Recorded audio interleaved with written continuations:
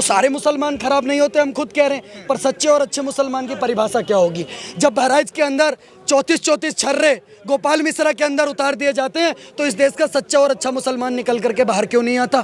जब बांग्लादेश में हिंदुओं को मारा जाता है, उनके घर लूटे जाते हैं, उनकी बहन बेटियों के साथ बलात्कार होता है, तो इस देश का सच्चा और अच्छा मुसलमान आकर के धरना प्रदर्शन क्यों नहीं करता? जब कश्मीर के अंदर हमारी माँ बहनों के साथ बलात्कार हुआ, उनको माइकों से ऐलान करा गया कि इनके घर तोड़ दो, इनकी बहन बेटियों के साथ बलात्कार करो, तब इस देश का सच्चा और अच्छा मुसलमान कहा जाता है। भाई साहब, अगर इस देश के अंदर सच्चे और अच्छे मुसलमान हैं तो उनको आकर के विरोध करना चाहिए। मैं अपने सनातन धर्म की बात करना चाहूँगा कि मिठाई से लेकर के, फूल माला से लेकर के, दीप ज्योति से लेकर के, मोमबत्ती तक, सबका सब अपने सनातन प्रेमियों से खरीदें।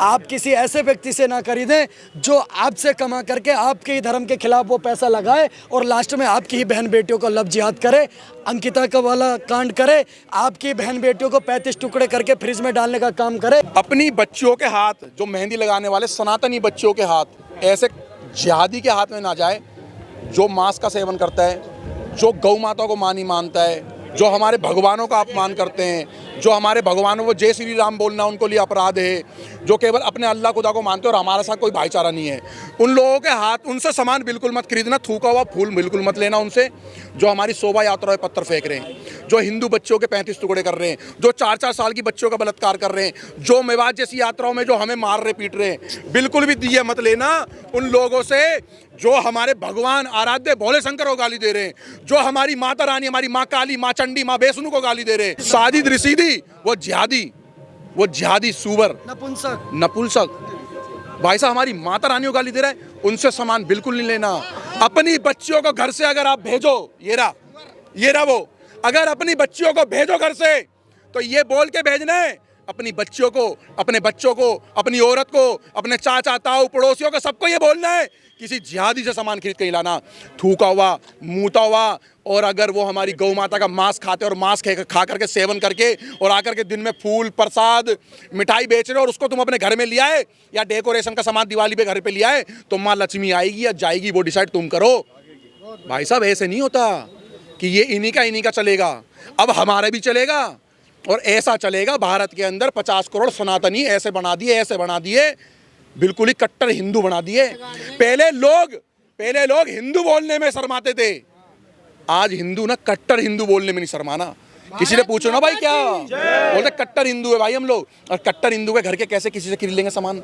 भैया हाथ जोड़ के निवेदन है, हमारी मुहिम लगातार ये चल रही है कि आप इस वीडियो को देखने से पहले आपको लगे कि आपको ये बात सही लग रही है, अगर आपको थंबनेल सही लग रहा है, देखने से पहले इस वीडियो को शेयर करें, फिर लाइक करें और पूरी वीडियो सुने और पड़ोसी अंकल आंटी चाचा ताऊ सबको बताएं इस बात को।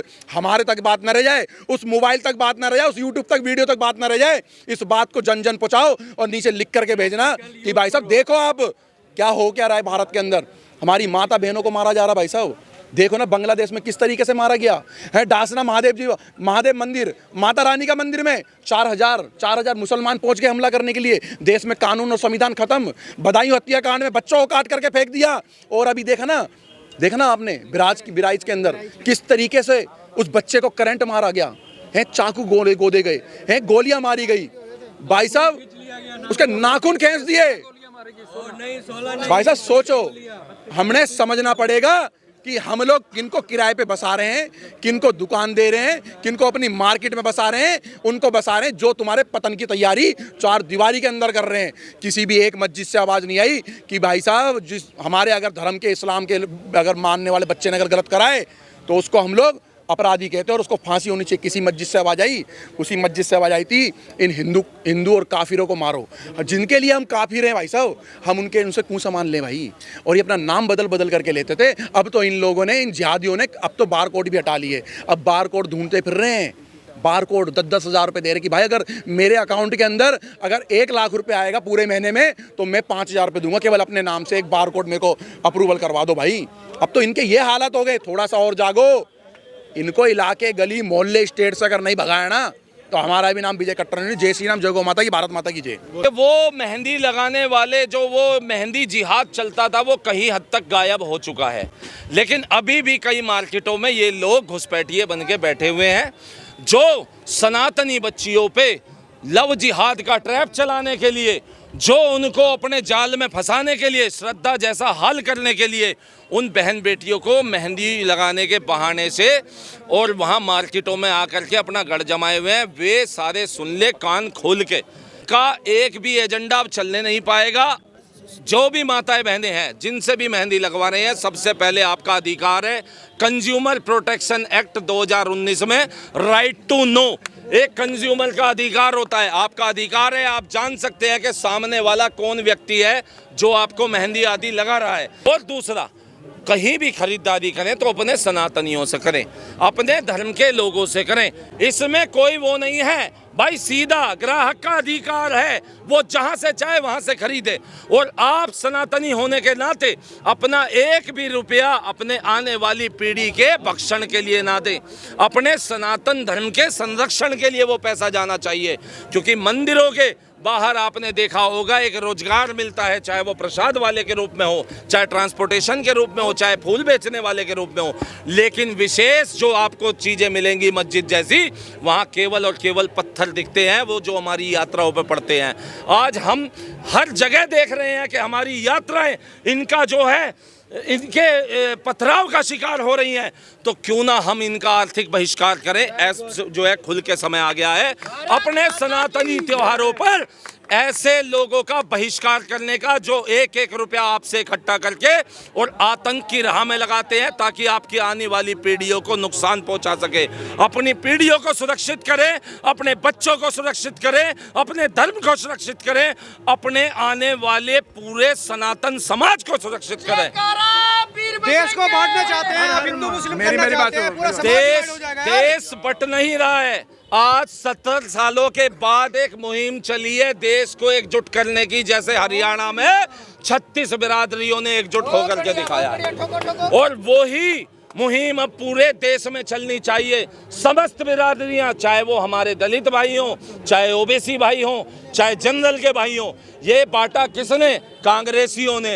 अरे हमने तो बोला बटोगे तो कटोगे, सनातन एक है, सनातन की उस मुख्य धारा से जुड़ें और एक साथ होकर के चलें। और जिनको अभी भी वहम है कि जय भीम बोल करके वो संविधान बचा लेंगे, तो जाओ देख लो, पूछ लो अपने भाईजानों से, उन्हें संविधान पहले प्यारा है या उन्हें कुरान पहले प्यारी है? वो पहले ही पहले बोलेंगे उन्हें सरिया और कुरान उनको प्यारी है।